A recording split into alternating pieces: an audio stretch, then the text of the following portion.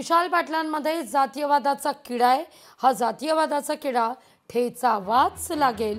गोपीचंद पडळकरांची खासदार विशाल पाटलांवर टीका आहे। एकमेव सगळे नेते मिळून येत आहेत आटपाडी आणि जत, दुसरीकडे कुठं जात नाहीत। गणपतीचं दर्शन विठा सगळे मिळून, अरे यायला दुसरीकडे गणपती आहे का नाही, एकाच ठिकाणी।